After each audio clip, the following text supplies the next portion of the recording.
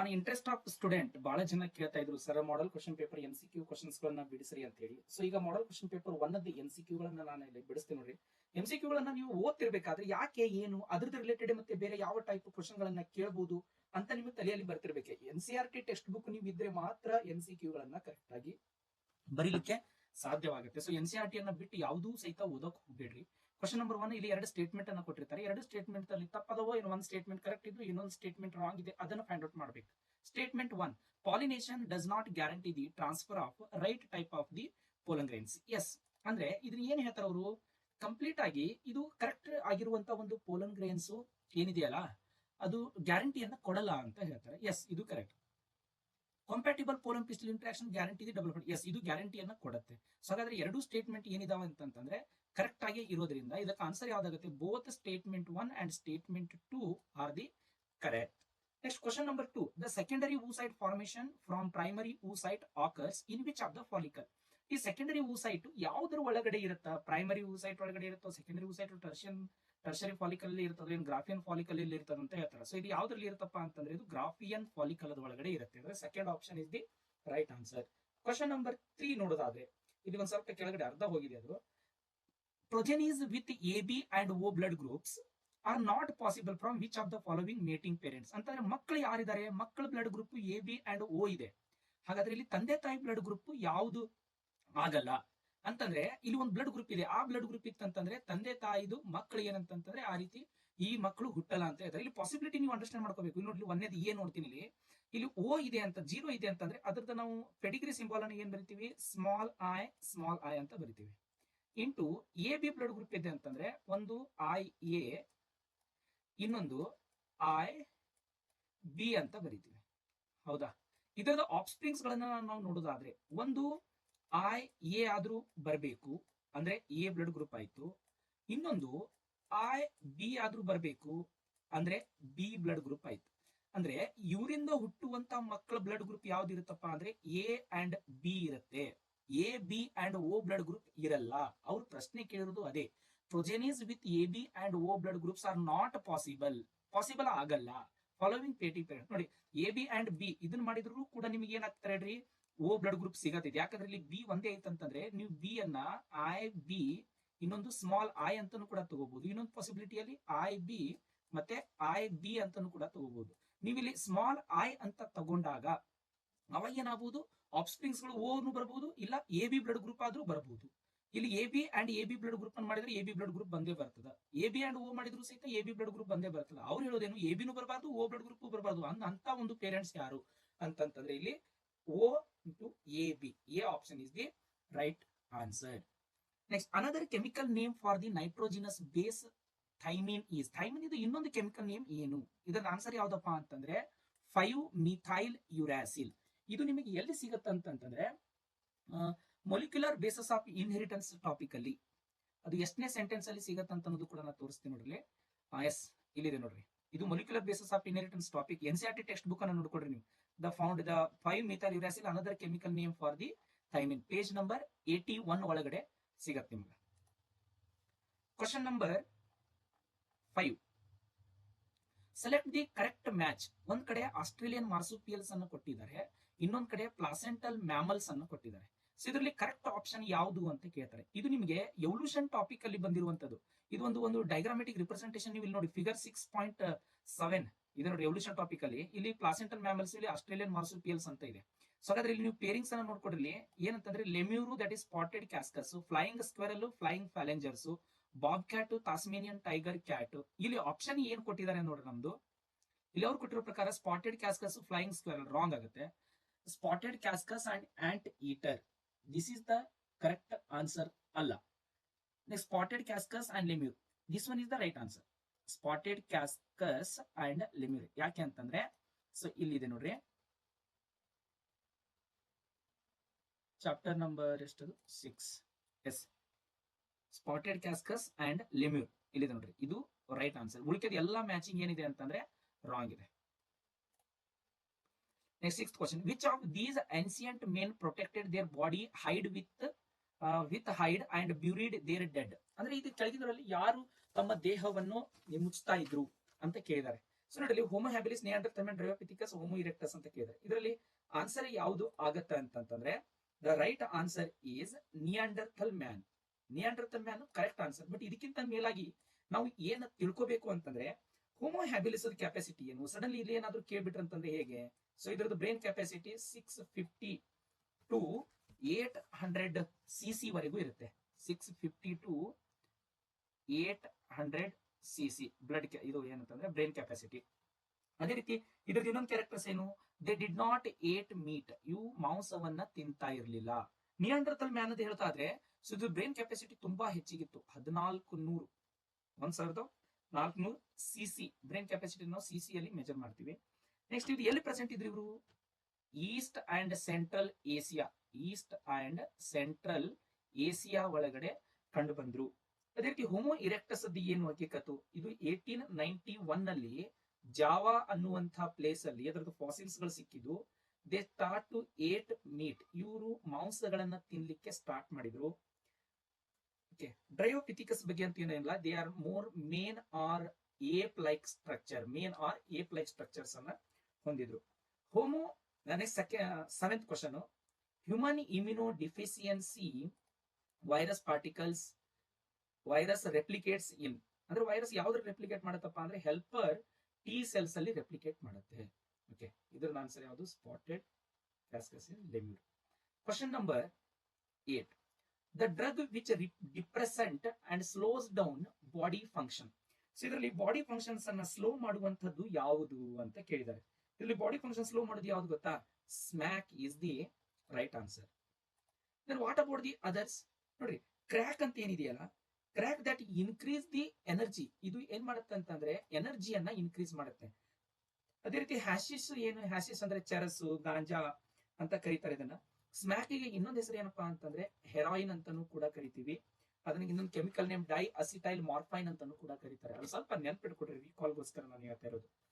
9th question, Saccharomyces cerevisiae commonly called brewer's yeast is used for fermenting malted in which pulses, cereals, fruits and vegetables ಅಂತ ಇದೆ. Actually ಇದರದ answer ಏನಂತಂದ್ರೆ ಅದು pulses, cereals and fruit juice ಅಂತ ಬರುತ್ತೆ. ಇಲ್ಲಿ ನೋಡಬಹುದು, ಇಲ್ಲಿದೆ ನೋಡ್ರಿ ಕರೆಕ್ಟ್ ಆಗಿರುವಂತ ಒಂದು ಆನ್ಸರ್.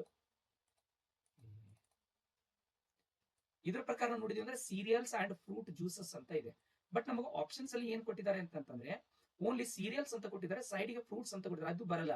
ಇದು ಸೀರಿಯಲ್ಸ್ ಜೊತೆಗೆ ಫ್ರೂಟ್ ಜ್ಯೂಸ್ ಏನಾದ್ರೂ ಕೊಟ್ಟಿದ್ರೆ ಇದು ಕರೆಕ್ಟ್ ಆಗಿರ್ತಿತ್ತು. ಇವಾಗ ನಾವು ಸೀರಿಯಲ್ಸ್ ಅನ್ನೇ ಏನ್ ಮಾಡ್ಬೇಕಂತಂದ್ರೆ ರೈಟ್ ಆನ್ಸರ್ ಅಂತ ಅನ್ಕೋಬೇಕು, ಫ್ರೂಟ್ ಅಲ್ಲ. ಇದು ಫ್ರೂಟ್ ಜ್ಯೂಸ್ ಆದ್ರೆ ಓಕೆ ಆಗಿರ್ತಿತ್ತು, ಬಟ್ ಫ್ರೂಟ್ಸ್ ಅಂತ ಅಷ್ಟೇ ಕೊಟ್ಟಿದ್ದಾರೆ, ಸೊ ಹಾಗಾಗಿ ಅದು ಬರಲ್ಲ.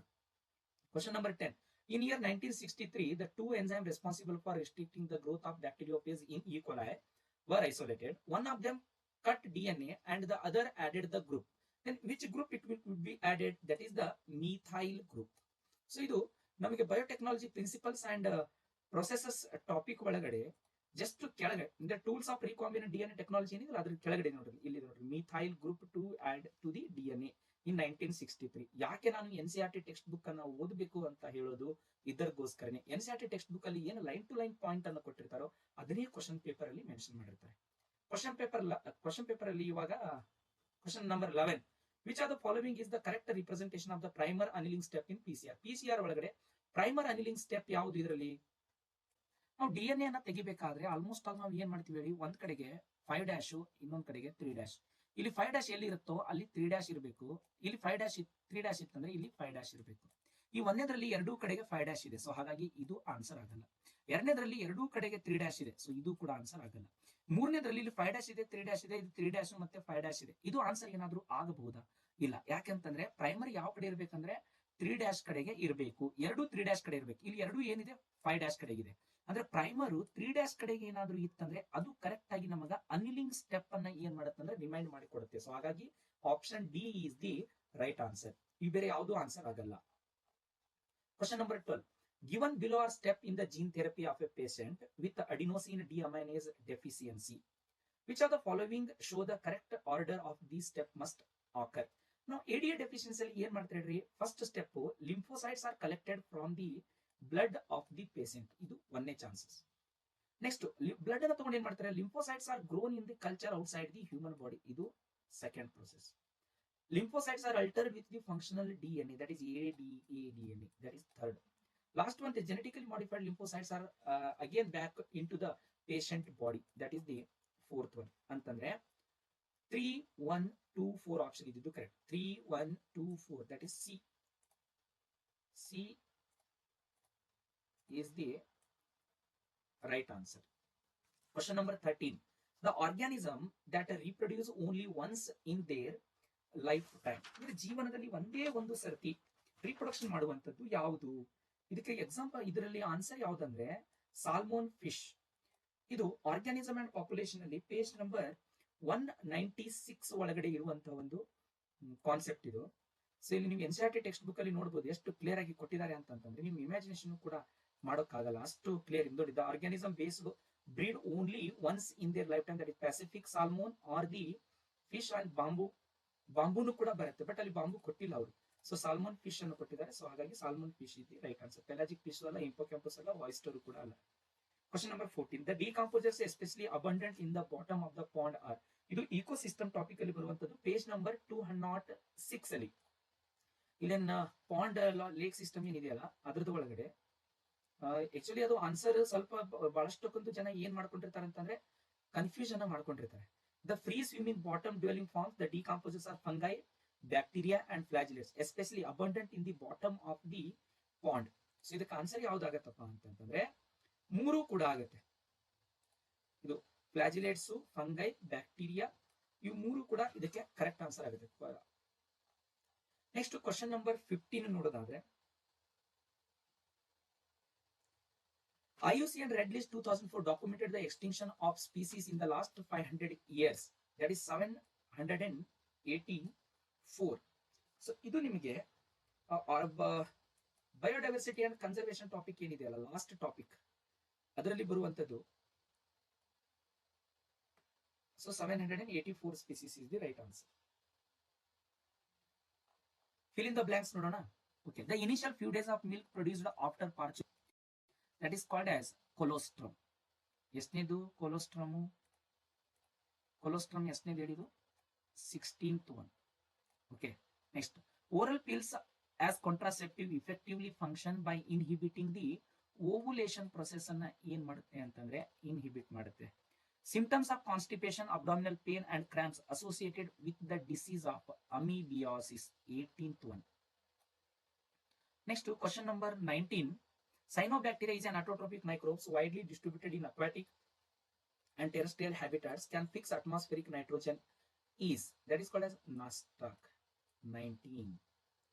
Confuse agodu last one nodri. Alexander von Humboldt observed that within a region species increased with increasing the explored area, but up to some certain limit the species richness is increased. Species richness ಏನಾಗುತ್ತೆ ಅಂತಂದ್ರೆ increase ಆಗುತ್ತೆ. ಇದು ಕೂಡ ನಮಗೆ ಎಲ್ಲಿ ಸಿಗುತ್ತೆ ಅಂತಂದ್ರೆ biodiversity and conservation topic ಅಲ್ಲಿ ಸಿಗುತ್ತೆ. ಸೊ ಅಲ್ಲಿ ನೀವು ಪೇಜ್ ನಂಬರ್ ಇದು ಇದೆ ನೋಡಿ, ನಮಗೊಂದು ಇದು ಬರುತ್ತೆ, ಗ್ರಾಫ್ ಬರುತ್ತೆ ಸ್ಪೀಸೀಸ್ ಏರಿಯಾ ರಿಲೇಶನ್ಶಿಪ್ ಅಲ್ಲಿ ಪೇಜ್ ನಂಬರ್ 220 ಅಲ್ಲಿ ನಿಮಗೆ ಇದು ಎಕ್ಸಾಕ್ಟ್ಲಿ ಸಿಗುತ್ತೆ. ಓಕೆ, ಇದು ಮಾಡೆಲ್ ಕ್ವಶನ್ ಪೇಪರ್ 1 ಆಯ್ತು. ಇವಾಗ ನೆಕ್ಸ್ಟ್ ಮಾಡೆಲ್ ಕ್ವಶನ್ ಪೇಪರ್ 2 ಹೋಗೋಣ.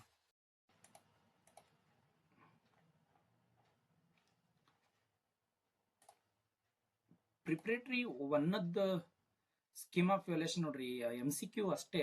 ಇಲ್ಲಿ 2020 PE 1 ಅಂತಂದ್ರೆ ಪ್ರಿಪರೇಟರಿ 1 ಅಲ್ಲಿ the function of tapetum in microsporangium is refer to, ಅಂದ್ರೆ ಮೈಕ್ರೋಸ್ಪೊರಾಂಜಿಯಂ ಒಳಗಡೆ ಟ್ಯಾಪೆಟಮ್ ಅದ ಕೆಲಸ ಏನಿತ್ತು ಅಂತ ಕೇಳ್ತಾರೆ.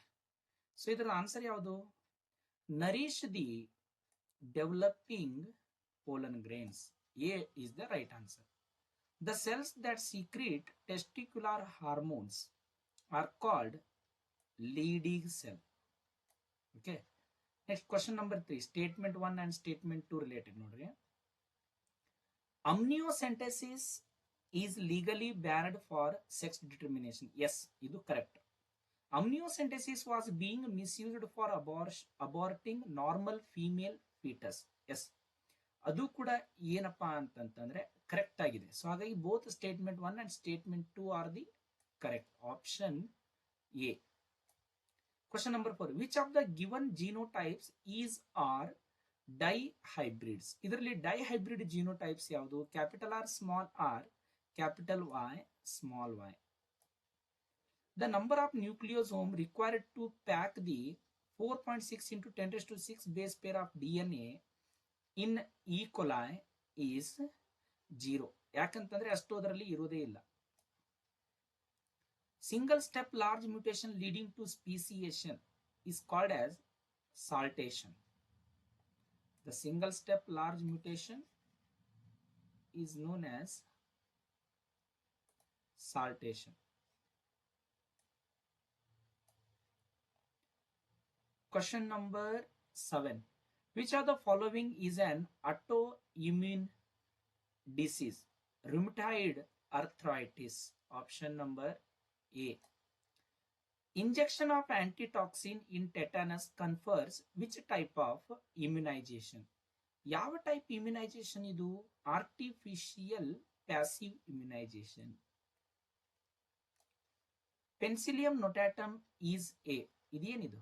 ಮೋಲ್ಡ್. ಇದು ಫಂಗೈ ಒಳಗಡೆ ಬರುವಂತದ್ದು. B. Question number 10. Which of the following is the correct order in process of PCR? First denaturation ಬರುತ್ತೆ, annealing ಬರುತ್ತೆ, ಆಮೇಲೆ ಎಕ್ಸ್ಟೆನ್ಷನ್ ಬರುತ್ತೆ.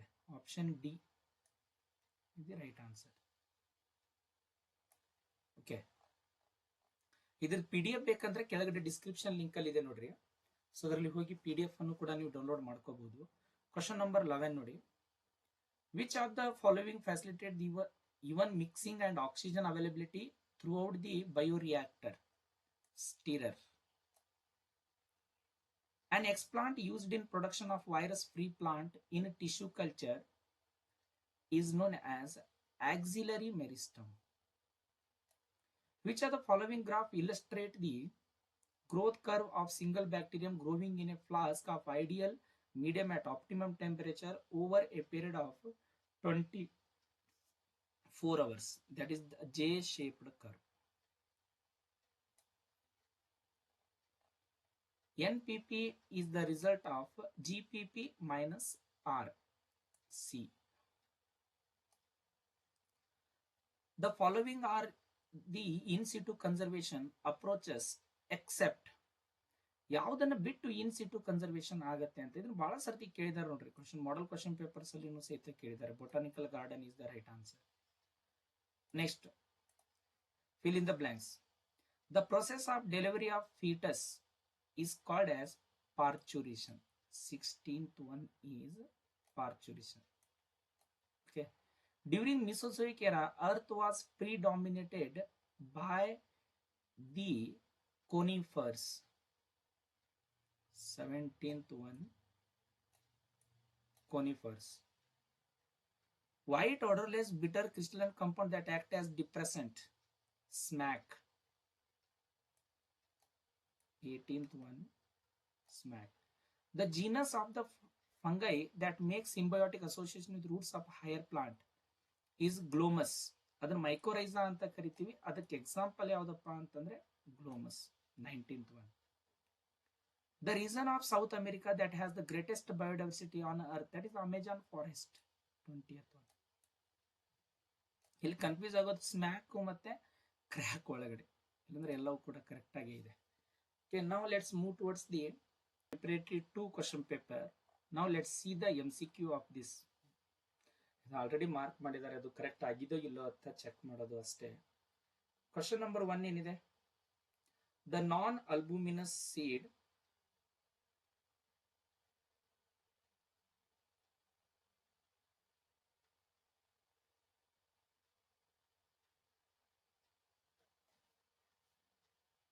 ಸೊ ಇಲ್ಲಿ ಆಲ್ರೆಡಿ ಮಾರ್ಕ್ ಮಾಡಿದ್ದಾರೆ, ಆದ್ರೂ ಕರೆಕ್ಟ್ ಆಗಿದೆಯಲ್ಲ ಅಂತ ಚೆಕ್ ಮಾಡೋದು. The non albuminous seed is produced in PS. ಇದು ಕರೆಕ್ಟ್ ಇದೆ. The uterine wall that undergo cyclic changes, that is the endometrium. ಇದು ಕೂಡ correct. Which are the following cannot be detected in developing foetus by amniocentesis? ಅಲ್ಲಿ hepatitis ಅನ್ನು denote ಮಾಡಕ್ ಆಗಲ್ಲ.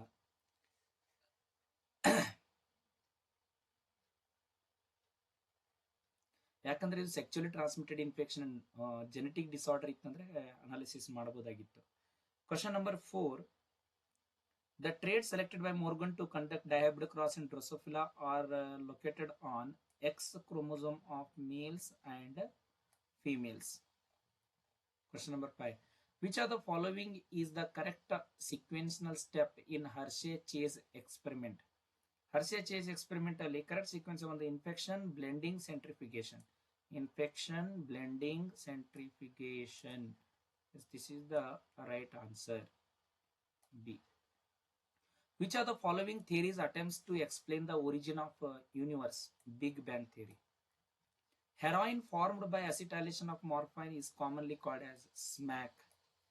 Human immunodeficiency virus replicates in macrophage. Correct idea idu? Seventh one. Yes. Sediment of flocks in the settling tank are called activated sludge. Primary sludge anta kariyodu first one sedimentation process irodu. Question number 10. Statement 1, statement 2 related one question fix idde iruttade nodri. Vector DNA and source DNA should cut by different restriction enzymes to create a recombinant. No, this should cut by only single same enzymes. Vector DNA and source DNA should cut by the same enzyme to create. Yes, second one is the correct. Statement 1 is incorrect. Statement 2 is correct. Genetically identical plants produced by macro propagation are called soma clones.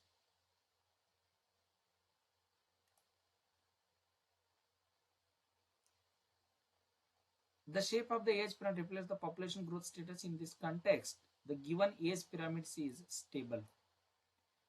Each trophic level has certain mass of living material at particular time is called as standing crop. B. Question number 14. The most species rich taxonomic group among vertebrates is fishes. Fishes ಅಲ್ಲಿ ಅತಿ ಹೆಚ್ಚಾಗಿರೋದು species ಗಳಲ್ಲಿ Edward Wilson. The term biodiversity popularized by Edward Wilson. Next question number dash the cell of inner mass of embryo have the potential stem cell. Correct ಇದೆ. Stem cell 16th one. The adaptive radiation of marsupials of Australia indicates divergent evolution. The most feared property of malignant tumor is metastasis. Metastasis ಆಗಬೇಕದು ಎರಡರಲ್ಲಿ ಯಾವುದಾದ್ರೂ ಒಂದು ಅದು malignant ಅಂತ ಬಂದಿದೆ ಮೇಲ್ಗಡೆ. The Oscillatoria dash dash the Oscillatoria is an autotrophic symbiotic ಅಂದ್ರೆ ಇದು 19ನೇದು ಆಸಿಲೋಟೇರಿಯಾ ಕರೆಕ್ಟ್ ಇದೆ. The extraction of DNA bands from agar gel in electrophoresis is known as elution. 20th one correct ಇದೆ. ಓಕೆ, ಸೊ ಈಗ model question paper 1, 2, 3 preparatory 1, 2 ಎರಡೆಲ್ಲರ ತರದ್ದು model MCQ ಆಯಿತು ಮತ್ತೆ ಫಿಲ್ ಇನ್ ದ ಬ್ಲಾಂಕ್ಸ್ ಕೂಡ ಆಯಿತು. ಇವಾಗ ಚೆನ್ನಾಗಿ ಓದಿ. PDF ಬೇಕಾದ್ರೆ ಕೆಳಗಡೆ ಡಿಸ್ಕ್ರಿಪ್ಷನ್ ಲಿಂಕ್ ಅಲ್ಲಿ ಇದೆ. All the best.